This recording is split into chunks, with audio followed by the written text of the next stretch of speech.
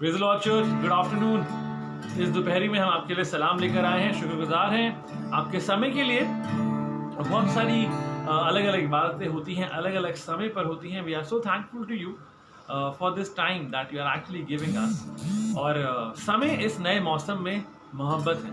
तो अगर आप किसी को समय देना जानते हैं, इसका मतलब आप उनसे बेइंतहा मोहब्बत करते हैं। हम शुक्रगुजार हैं आज की इस दोपहरी के लिए। आइए कुछ समय किसी गीत में आगे चलते हैं और उसके बाद हम कलाम से कुछ खूबसूरत बातों को देखेंगे। और आज क्योंकि महीने का पहला एतवार नहीं, हमने इस बात को बहुत पहले सही करा है, तो हम चाहते हैं कि आप प्लीज से अपने लिए कुछ प्याला और यानी कोई जाम का प्याला, राइट, अपने लिए जूस, पानी, कोई भी शरबत, कुछ भी रख सकते हैं। और ब्रेड, रोटी, बन, जो भी आपके पास है। अगर एक ब्रेड है जिसमें से आप सब लोग तोड़ सके तो बहुत अच्छी बात है। एक रोटी का टुकड़ा है जिसमें से आप सब लोग तोड़ सके, या एक बन है तो बहुत अच्छी बात है।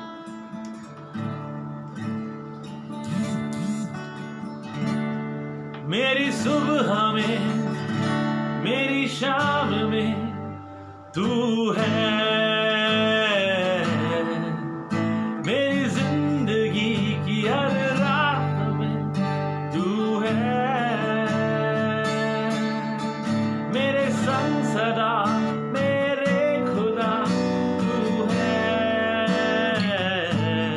तू है, तू है। मेरी सुबह में, मेरी शाम में तू है, मेरी जिंदगी की हर रात में तू है, मेरे संग सदा, मेरे खुदा तू है, तू है, तू है।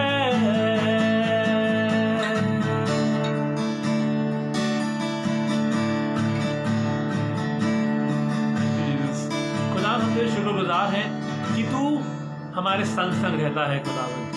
तू हमारे साथ साथ रहता है, सच्चा खुदा है खुदावंद। हमारी सुबह में, हमारी दोपहरी में, हमारी शाम में, हमारी रात में तू है। इस जिंदगी की हर एक बात में तू है। तपती धूप में, बादल के साए में तूने मुझे,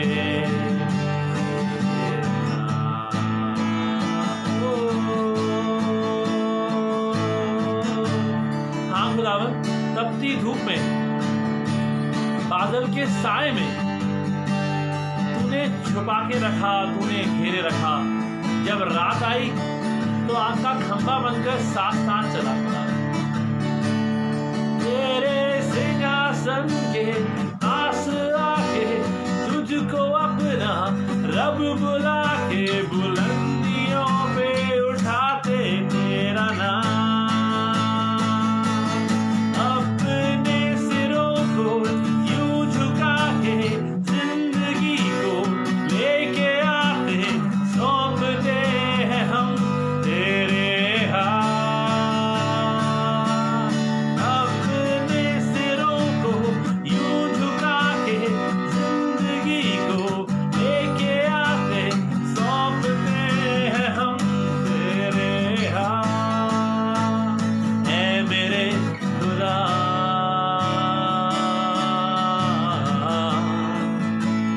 ऐ मेरे खुदा,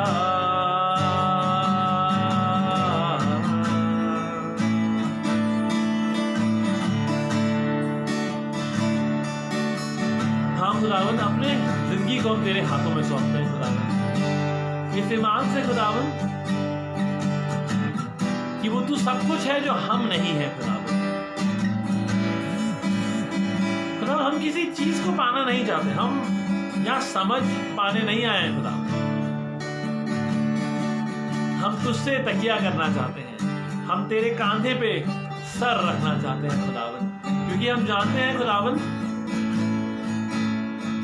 तेरी नजदीकी में ही सब कुछ है। तुझको पा लिया तो सब कुछ पा लिया, तुझको हासिल करा तो सब कुछ हासिल कर लिया।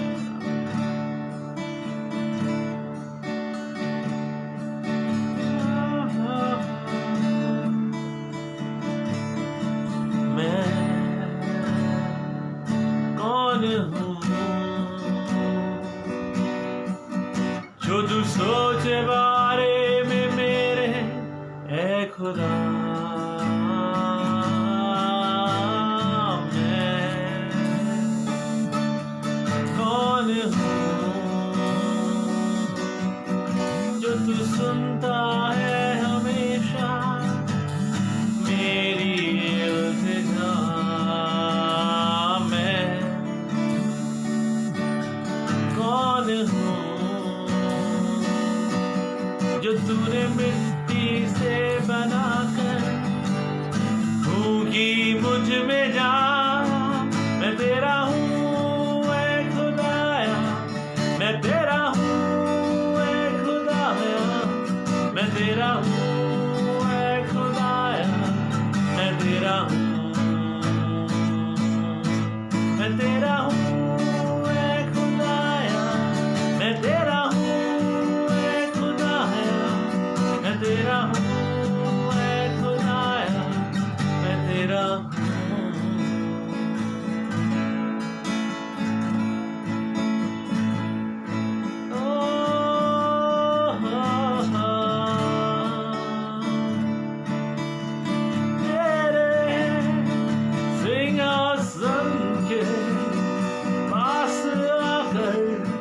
तुझको अपना रब बुलाकर बुलंदियों पे उठाते तेरा नाम। हम तेरे नाम को बुलंदियों पे उठाना चाहते हैं खुदा, क्योंकि तेरा नाम सब नामों में आला है खुदा। आज खुदा की मेज हमारे लिए है, हमारे बीच में है और तैयार है। हम तेरा शुक्र करते हैं इस मेज के लिए खुदावन। तूने शर्फ बख्शा, ये इज्जत दी खुदावन कि हम तेरे बदन से खा सकते हैं, तेरे प्याले और तेरे लहू में हिस्सा होके खुदावंश मसीह लहू का जाम ले सकते हैं, खुदावंश मसीह पी सकते हैं।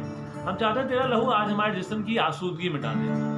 आसूदगी जहाँ जिस्म की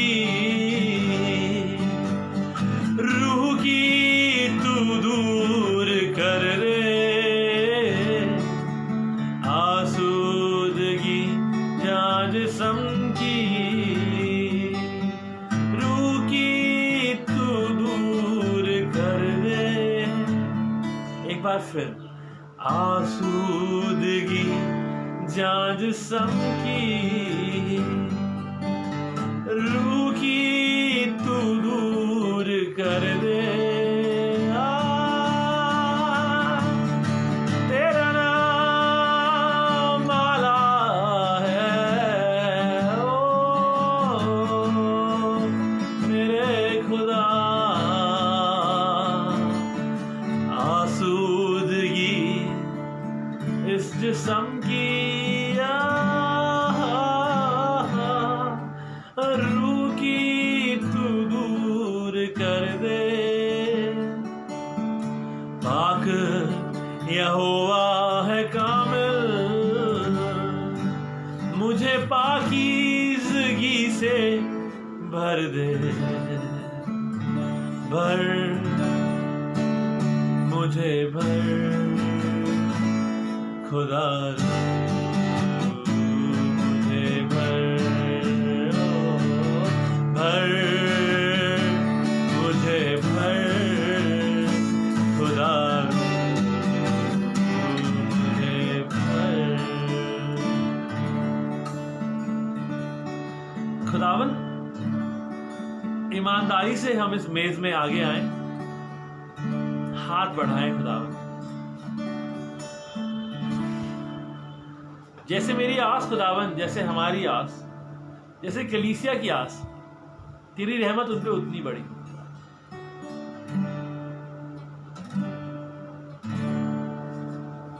तेरे नाम में होके मांग लेते हैं प्रभु यीशु मसीह, सुने और ग्रहण करें, आमीन। हम इस प्याले से, इस रोटी से खाएंगे और इस प्याले से पिएंगे। आप भी अपने परिवार को ये प्याला और ये रोटी पास कर सकते हैं, उनके साथ बांट सकते हैं।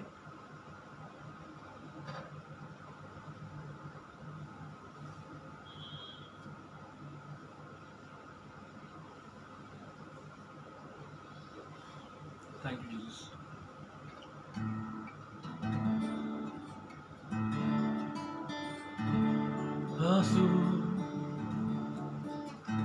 दिगी जान जिस्म की रूह की तू दूर कर दे, पाक यहोवा हो कामिल, मुझे पाकीज़गी से भर दे, भर मुझे भर खुदा रो मुझे। आइए कलाम की कुछ खूबसूरत बातों में आगे चलते हैं। हम आपके पास अल्फाज नहीं एहसास लेकर आए हैं। आज के कलाम का जो शीर्षक है, जो टाइटल है, that is it is just knee. घुटना ही तो है, क्या फर्क पड़ता है। पंजाबी में कहते हैं की फर्क पड़ता है जी, बहुत फर्क पड़ता है और इट रियली मैटर्स। बहुत सारी चीजों से बहुत फर्क पड़ता है, बट इट्स ओनली अ नी। एक घुटने की खराबी की वजह से एक बहुत ही बेहतरीन टीम ने बास्केटबॉल में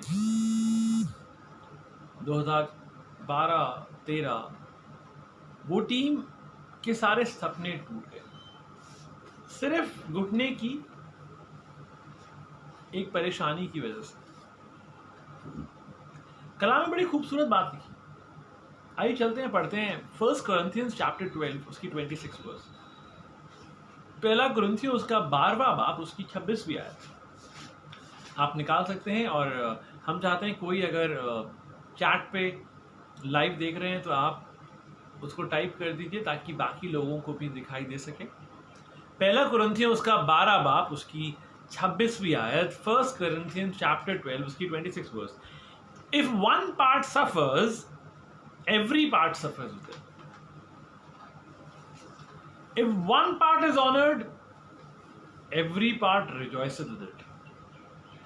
यानी कि अगर एक जिस्म का हिस्सा चोट खाता है, तकलीफ में होता है, तो पूरा बदन या बाकी सारे हिस्सों को फर्क पड़ता है, उनको वो दर्द उठाना पड़ता है, उनको वो नुकसान उठाना पड़ता है। और अगर आप एक हिस्से की इज्जत करते हैं, उसका आदर करते हैं, तो उसकी खुशी बाकी सारे हिस्से मनाते हैं।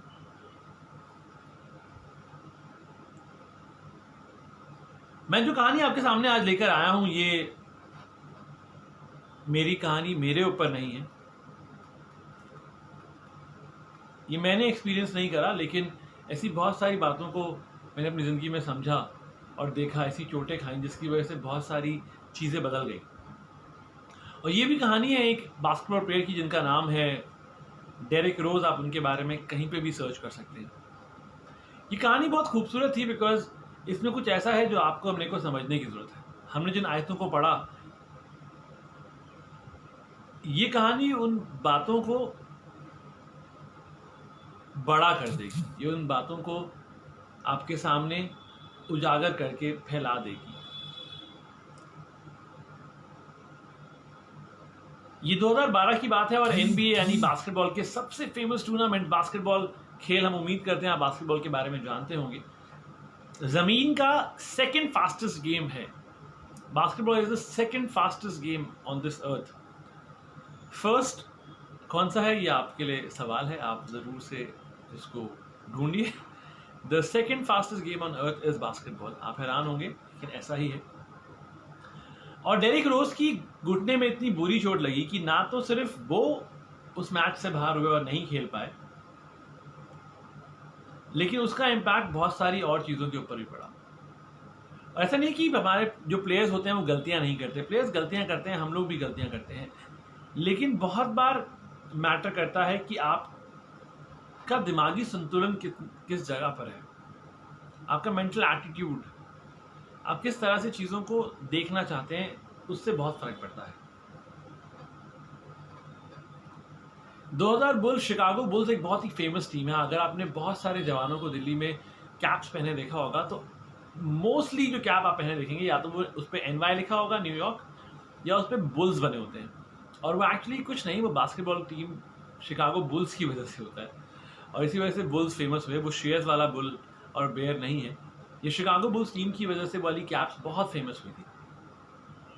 पूरा शहर जो था वो खुशियां मना रहा था, बिकॉज माइकल जॉर्डन वाले दिन की अगर आप बात करें तो ये उस समय का वक्त है जब अमेजिंग तरीके से ये वाली टीम्स जीत रही थी। शिकागो बुल्स बहुत हाई पर थी और हर चीज में ये लोग जीतते जा रहे थे।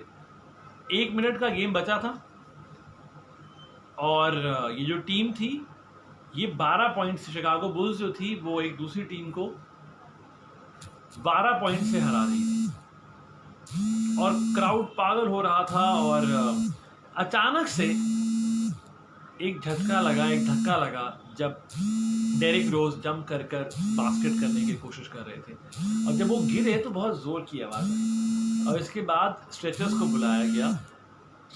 को बुलाया गया स्ट्रेचर्स के साथ, और स्ट्रेचर पे उनको उठा के ले गए। जब वो स्ट्रेचर पे जा रहे थे तो बास्केटबॉल के सारे फैंस को पता था कि शिकागो बुल्स 2012 का ये वाला मैच तो नहीं जीत सकती, लेकिन उनको ये नहीं पता था कि उस पूरे साल 2012 में शिकागो बुल्स कोई गेम नहीं जीती। शिकागो, ये जो डेरिक रोज है, इनके बारे में आपको कुछ बताना चाहते हैं ताकि आपको कहानी और समझ में आए। इनका जन्म हुआ था 1988 में। 1988 में इस प्लेयर का जन्म हुआ था और हर कोई जानता है माइकल जॉर्डन के नाम के जूते भी आते हैं। माइकल जॉर्डन को देख के डेरिक रोज बड़ा हुआ था, और क्योंकि जिस जगह पे ये लोग पैदा हुए शिकागो में, वहां पे बहुत सारे गैंग्स थे, तो इस लड़के ने बड़ी मेहनत कर गैंग्स के बीच में पड़ा, लेकिन हर बार किसी भी तरह से उसमें कुछ अच्छा था और वो उन चीज़ों से दूर हो जाता था। वो उन गैंग्स के झगड़ों से, उन गैंग्स के ग्रुप से, उनके और कामों से अलग, उनके साथ खेलने जाता था और फिर वहां से निकल जाता था, उन गलत कामों में नहीं पड़ता था। जब तक वो स्कूल में गया तब तक उससे ज़्यादा अच्छा कोई और प्लेयर नहीं था, और जितनी टीम्स का वो हिस्सा होता था वो उनको टाइटल जिता के लाता था, मैच जिता के लाता था।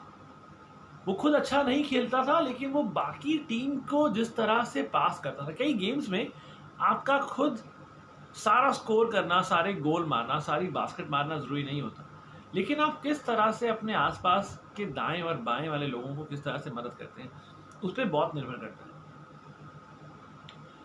अब जानते हैं, मैंने कुछ स्टडी करी और बहुत सारे अजीब से प्रोफेशंस जो कि अंडर कवर ऑपरेशंस होते हैं, ऐसे ऑफिसर्स जिनको सिलेक्ट किया जाता है, उनसे पूछा जाता है कि उनका सिलेक्शन कैसे होता है। अगर आपको मैं किसी चीज़ का नाम दूं, नेवी सील्स जो यूएस की ऑर्गेनाइजेशन है, कहा जाता है कि उनसे ज़्यादा उम्दा किस्म के ऑफिसर्स तैयार नहीं होते। हर एक ऑफिसर को सब कुछ करना आता है, एक छोटे सुई धागे से लेकर एक बड़े प्लेन को उड़ाने तक। आखिर ऑफिसर्स तैयार कैसे किए जाते हैं? तो पूछा गया उन ऑफिसर से कि उनमें से किसी एक से कि भाई आपकी क्या क्या काबिलियत होती है, आप कैसे चुनते हैं अपने लिए लोगों को। किसी ने मुझसे भी ये सवाल पूछा था कि आप अपने पास्टर्स को कैसे चुनते हैं, और किसी को लगा कि या तो ये बहुत ही हाईली अबव एवरेज स्टूडेंट्स होते हैं जो नेवी सील्स का पार्ट बनते हैं।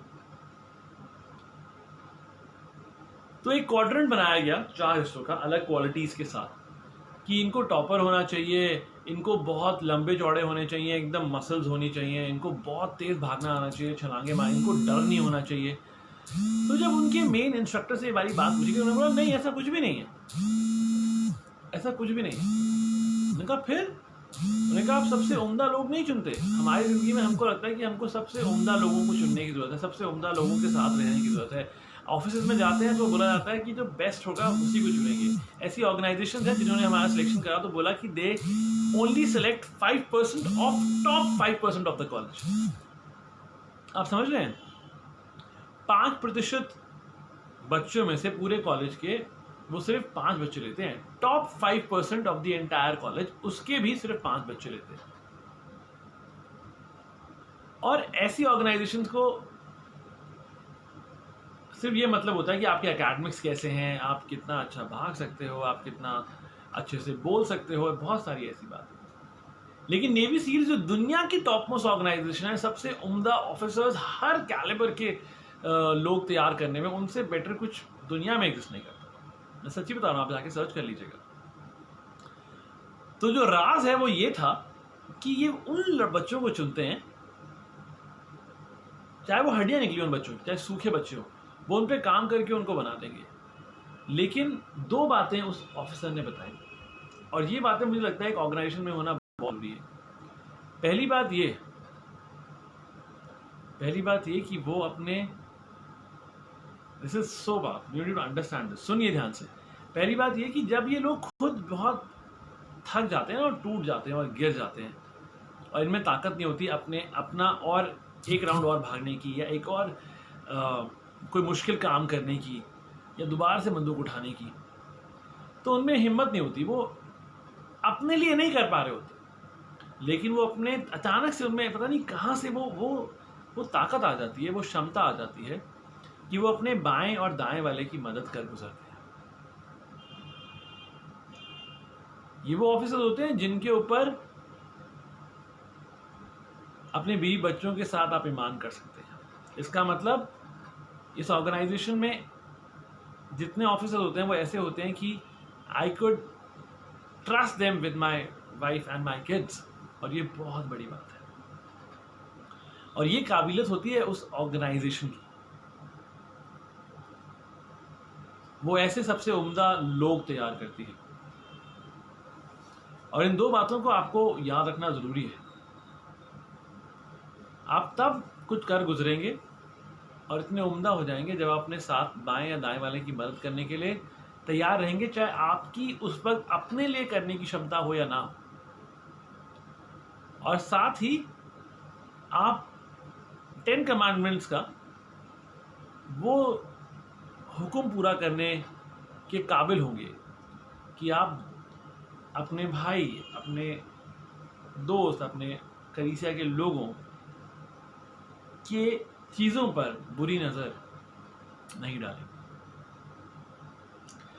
जब डेरिक रोज ने, हम वापस कहानी में चलते हैं, जब डेरिक रोज ने अपने कॉलेज में, सीनियर कॉलेज में आया, तो वो जिस भी गेम में जाता था उसकी टीम, वो वाली टीम रैंक 1 हो जाती। तो पूछा जाता था कि ये कैसे होता है, तो उन्हें बोला कि वो, उसका पर्पस नहीं होता कि वो बास्केट करे। अगर उसके पास बॉल गई तो वो बास्केट करेगा, लेकिन अगर उसको लगा कि आप एक परफेक्ट पोजीशन में हो और आप बास्केट कर सकते हो, तो वो बॉल छोड़कर आपको पास करेगा ही करेगा। कहते हैं he is one of the most unselfish person who existed in this game of basketball. उसके जैसा शख्स जो अपने बारे में जिसने कभी सोचा ही नहीं, मतलब उसमें खुदगर्जी नाम की कोई चीज ही नहीं थी,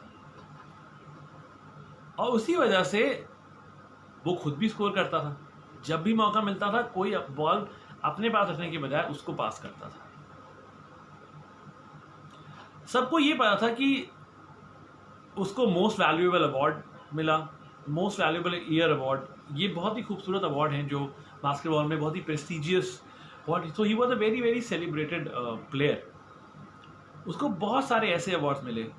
हर बार, हर साल, हर सीजन में वो 16 पॉइंटर्स, 16 बास्केट्स करता था, 3 पॉइंटर्स वाले, यानी कि 48 पॉइंट्स हर सीजन में स्कोर करता था, which is not an easy task.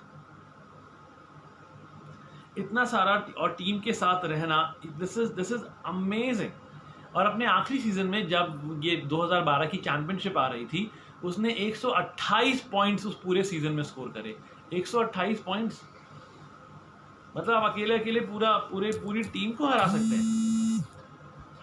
इसका मतलब Rose was the Chicago Bulls new rising star. वो जो चमकता तारा था, या उगते सूरज को सलाम होता है, और ये वो उगता सूरज था। So he was humble, he had strong work ethics, he was polite, he had a great attitude, he was a vocal leader, हर चीज में वो एक एग्जाम्पल था। बट उसके सारे सपने और उसकी पूरी टीम के सारे सपने चकनाचूर हो रहे थे, क्योंकि 2012 के उस मैच में अब वो ज़मीन पे लेटा हुआ था और उसको स्ट्रेचर में उठा के बाहर लेके जा रहा था। और डॉक्टर ने MRI से रिवील करा कि उसने अपनी लेफ्ट नी का, उसने अपने बाएं घुटने के पीछे जो उसका लिगामेंट होता है वो टेयर कर लिया है। तो वो इस पूरे सीजन में बहुत सारे मैचेस होते हैं, उस पूरे सीजन में वो कोई गेम नहीं खेल सकता। शिकागो बुल्स उस सीजन में एक भी गेम नहीं जीती, इनफैक्ट उसने क्वालिफाई नहीं करा कि वो किसी बड़ी लीग के लिए जाए। And why did that happen? और वो हुआ क्यों? सिर्फ एक घुटने की वजह से।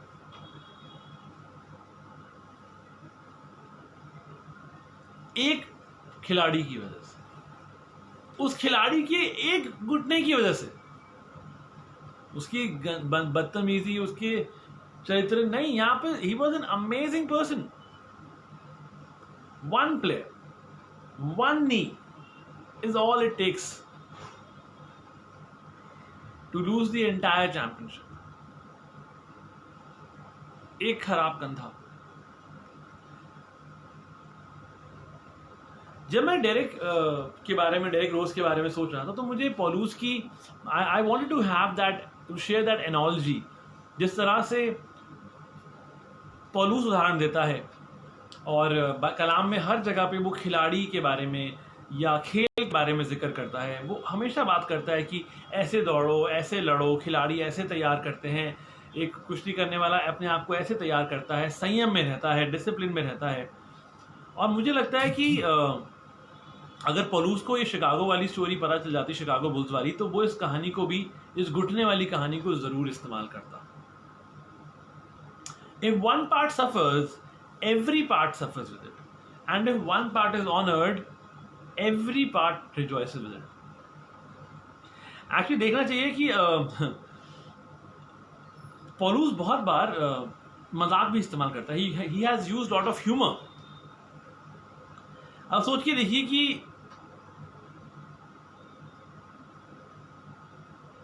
मैं सपोज शिकागो में हूं, ओके, और मैं पॉलूस हूं और मैं चिट्ठी लिख रहा हूं। मैंने कोरिन्थियों की कलीसिया को चिट्ठी लिखी इस मैच के बाद, तो वो कैसी चिट्ठी होगी?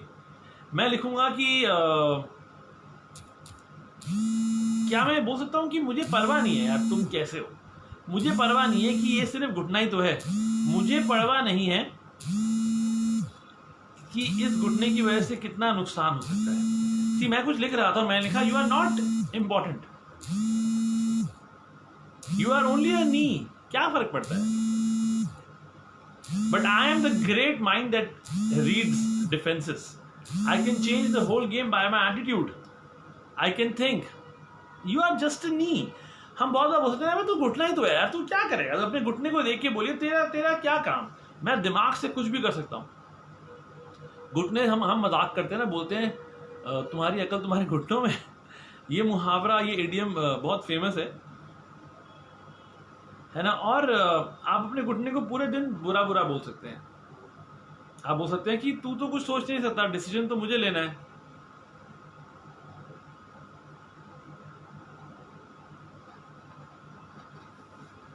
अगर बॉडी को लगे, अगर ये पूरी बॉडी एक माइंड होती, अगर हमारा पूरा जिस्म दिमाग होता, तो फिर बास्केटबॉल का वो शॉट कौन लेता? तो वो गाड़ी कौन ड्राइव करता अगर ये हाथ और ये पैर ही नहीं होते?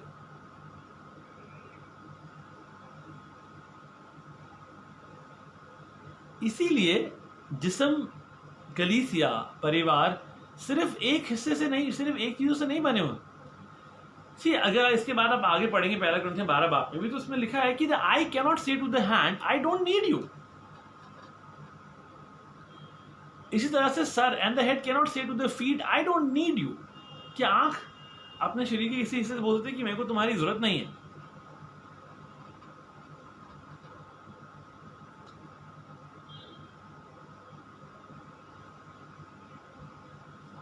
बहुत बार हम लोगों को लगता है यार हम कौन, हमें कौन जानता है, हमें हमारे बारे में तो पासबान भी भूल जाते हैं, फोन नहीं करते शायद, या हम इतनी परेशानी में हैं और वो कुछ कर नहीं पा रहे हैं। हमको लगता है यार हम तो सिर्फ साउंड बोर्ड रखते हैं, मैं तो सिर्फ कुर्सी साफ करता हूँ, मैं तो कुछ और करता, I am not even a leader, may be I am not even a guitarist, a singer.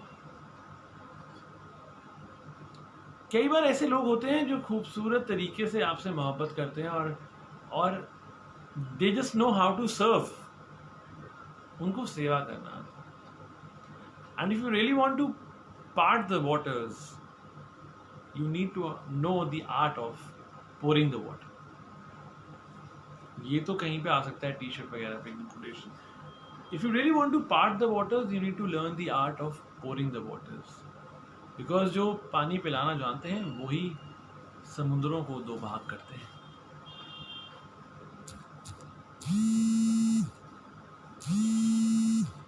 हमें बहुत बार पता नहीं होता कि साउंड बोर्ड पे कौन बैठा है जब तक कि माइक की आवाज नहीं आती, चू करके तो सबकी आंखें आती हैं, भाई ये कौन देख रहा है।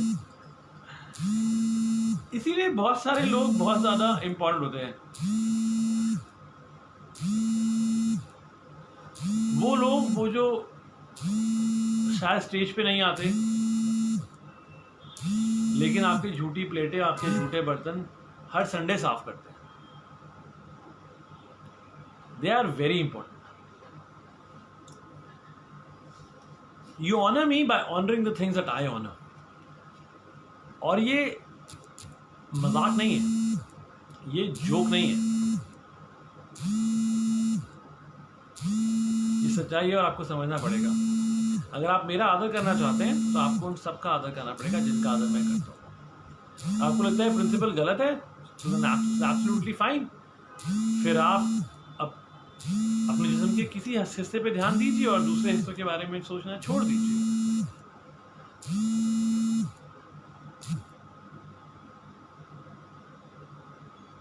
Every part is significant, even if you miss one part. हर एक हिस्सा जिस्म का, हर एक कलीसिया का भाई बहन, परिवार, बच्चे, माँ बाप, बूढ़े, साथी, हर कोई जरूरी है। किसी को भी खोएंगे, we all will get hurt.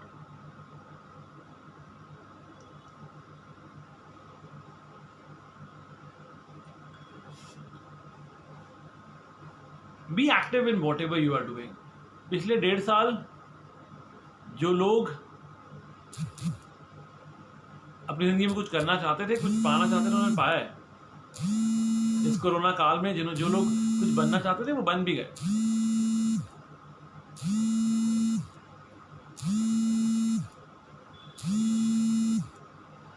सारे लोग मिलकर एक बदन तैयार करते हैं। मसीह बदन अकेले मुझसे या अकेले आपसे नहीं होता, सबसे होता है।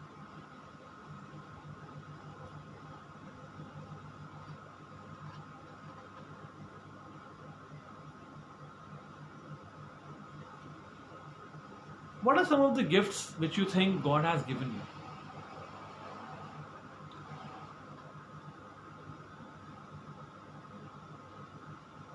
आप इस हफ्ते कुछ होमवर्क आपको देते हैं।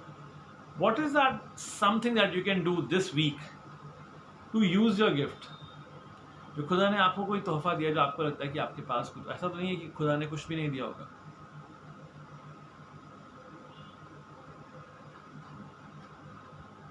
सोचिए। The eye cannot say to the body that I don't need you. The mind cannot say to the feet, the head cannot say to the feet, I don't need you. हम सबको एक दूसरे की जरूरत है। इसलिए सबका आदर करना जरूरी है अगर आप परमेश्वर का आदर करना चाहते हैं। उसकी मर्जी जैसे आसमान पे पूरी होती है, जमीन पर भी। But it's only a knee. क्या फर्क पड़ता है, घुटना ही तो है, क्या फर्क नहीं पड़ता है। आइए दुआ करें। थैंक यू खुदा मसीह, निहायत शुक्रगुजार हैं आज की दोपहर के लिए। शुक्रगुजार हैं खुदावंद तेरी खूबसूरत दिन के लिए, तेरी खूबसूरत सोच के लिए, जिन चीज़ों को तूने छुपाया है तेरे बेटे बेटियां होने के नाते। खुदावन हम तुझसे मिन्नत करते हैं खुदावन, इतनी दानिश और समझ देना कि उन बातों को समझ सकें, खोल सकें खुदा मसीह, उनको उजागर कर सकें और तेरी कौम के सामने, तेरे लोगों के सामने लेकर आ सके, ताकि मसीह बदन की तरक्की हो। खुदावन हमें समझने की जरूरत है खुदावन कि सिर्फ घुटना समझकर चीज़ों को, लोगों को नज़रअंदाज करना पूरे जिस्म के लिए खराब है। पूरा जिस्म उसका नुकसान उठाएगा, और अगर ये घुटना बच जाएगा तो पूरा जिस्म उसका फ़ायदा उठाएगा और खुशी मनाएगा। हम चाहते हैं खुदा से आज जिनके जिस्म कमज़ोर है खुदा, हम चाहते हैं आप अपने जिस्म के उस हिस्से पर अपने हाथ रख लें।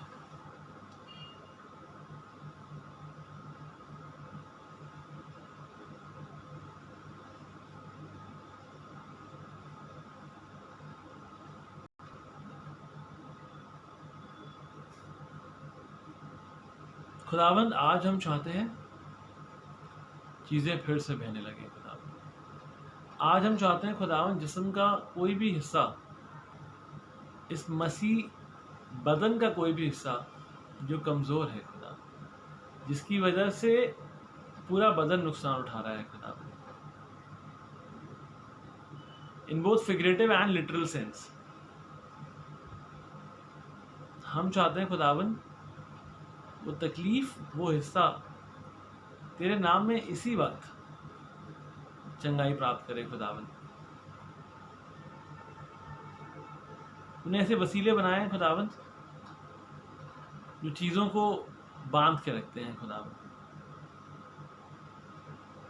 हर छोटे से छोटे हिस्से का ध्यान रखना हमारे लिए ज़रूरी है खुदा, चाहे वो हमारे जिस्म का हो, चाहे वो कलीसिया का हो खुदा। हम चाहते हैं खुदावंद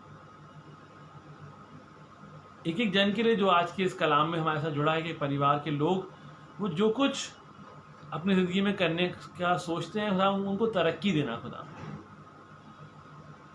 उनको तरक्की देना खुदावंद, जो वो हासिल करना चाहते हैं खुदावंद वो जान सके खुदावंद, साथ ही साथ उनको ये समझ देना खुदावंद कि वो अपने जिस्म के हर हिस्से पर ध्यान दे सके।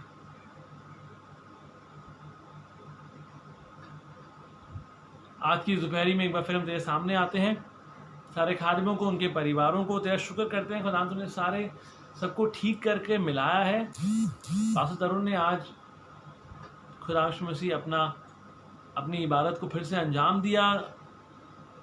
हम बहुत शुक्रगुजार हैं खुदावन, चाहते हैं उनको अच्छी तंदुरुस्ती देना खुदावन।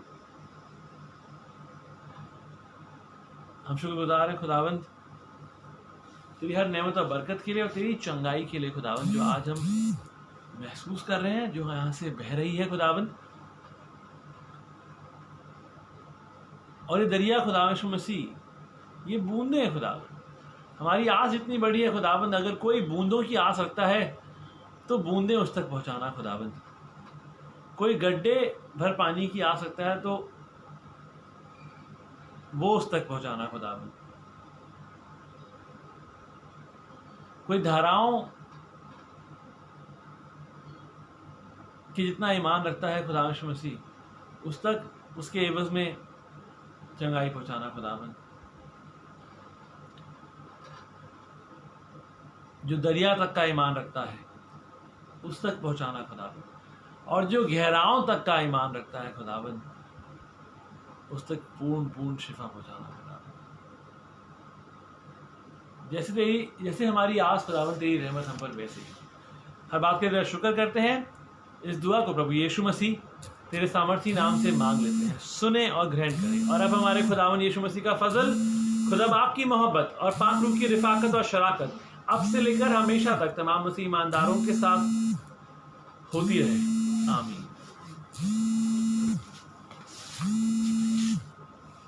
गहराओं होता है, गहराइयों होता है।